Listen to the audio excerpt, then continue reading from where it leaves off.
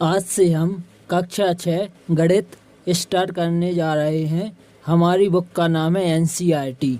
NCERT जो new book है उसमें अध्याय 1 गणित में पैटर्न के अध्याय को हम अच्छे से समझेंगे और इसी तरह आगे हम कक्षा 6 गणित के हर अध्याय को सरल तरीके से समझेंगे। अध्याय 1 का पहला क्वेश्चन है पैटर्न क्या है। आइए इस क्वेश्चन को समझते हैं। आपको एक इमेज दिख रही होगी जिसमें लिखा 1 2 3। फिर से यही पैटर्न दर्शाया जा रहा है 1 2 3। मतलब आप समझ सकते हो कि ये संख्याओं को दोहराया जा रहा है। इसे क्या कहेंगे? संख्याओं का पैटर्न। आप एक और दूसरी इमेज देख रहे होंगे जिसमें ये आकृतियों का पैटर्न है, जिसमें आपको पहले चौकर दिख रहा है, फिर गोला आकृति का दिख रहा है, फिर त्रिकोण आकृति का। फिर से इसी आकृतियों को दोहराया जा रहा है, जैसे फिर से चौकर, फिर गोला, फिर त्रिकोण। मतलब ये आकृतियों का पैटर्न है। आप आगे देख पा रहे होंगे कि रंगों को दोहराया जा रहा है, मतलब ये रंगों को पैटर्न है। पहले आप देख रहे हो नीला पीला लिखा है, फिर से नीला और पीला लिखा है, और फिर से नीला और पीला। मतलब यह क्या है? पैटर्न है, रंगों का पैटर्न है।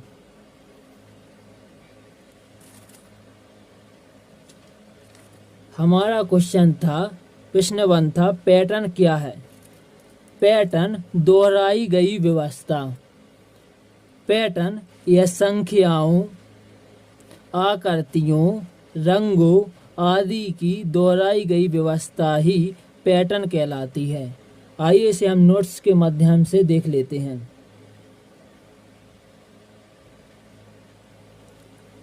पैटर्न क्या है? पैटर्न संख्याओं, प्रश्न 1 पैटर्न क्या है।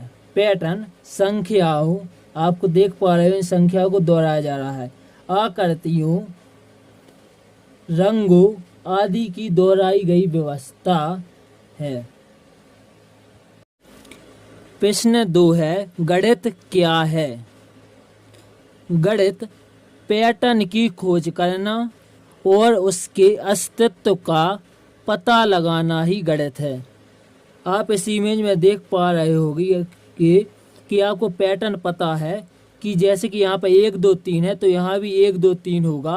मतलब पैटर्न की खोज करना, उसके अस्तित्व का हमने पता लगाया है, उसे ही अपन गणित कहते हैं।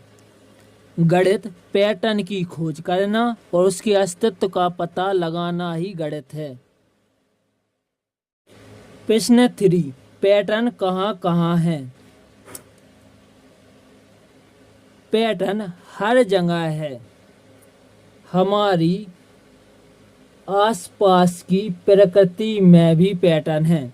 जैसे कि आप इमेज में देख पा रहे होंगे कि गर्मी के बाद बरसात के बाद ठंडी, यही पैटर्न हर बार दोहराया जाता है। इसलिए हम कह सकते हैं कि हमारे आसपास की प्रकृति में भी पैटर्न है।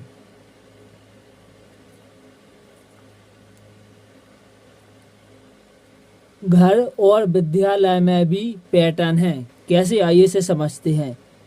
जैसे कि हम घर में स्कूल के लिए तैयार होते हैं, सुबह उठते हैं, ब्रश करते हैं, तैयार होते हैं, नाश्ता करते हैं, फिर स्कूल जाते हैं।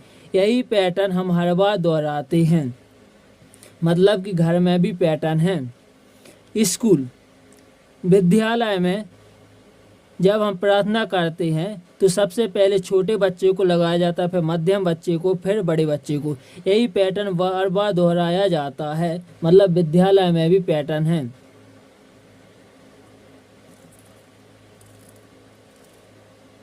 सूर्य, चंद्रमा और तारों की गति में भी पैटर्न है।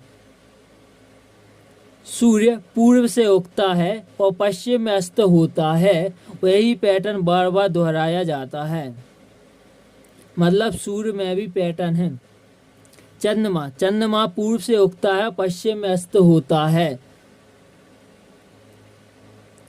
तारे भी पूर्व से उगते हैं, पश्चिम में अस्त होते हैं।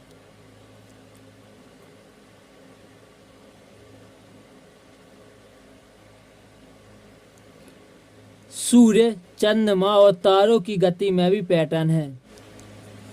आइए नोट्स में देख लेते हैं। प्रश्न 3, पैटर्न कहाँ कहाँ है? पैटर्न हर जगह है। हमारी आसपास की प्रकृति में, घर और विद्यालय में, सूर्य, चंद्रमा और तारों की गति में। पैटर्न को समझना आनंददायक और रचनात्मक कार्य होता है। प्रश्न 4 है, पैटर्न का मानवता पर क्या प्रभाव होता है? पैटर्न की खोज मानवता को आगे बढ़ाने के लिए प्रेरित करता है। जैसे जीनोम के पैटर्न की समझ ने हमें रोगों का पता लगाने और उसका उपचार करने में सहायता की है। जीनोम हमारे शरीर में होता है और शरीर में कहाँ? डीएनए में।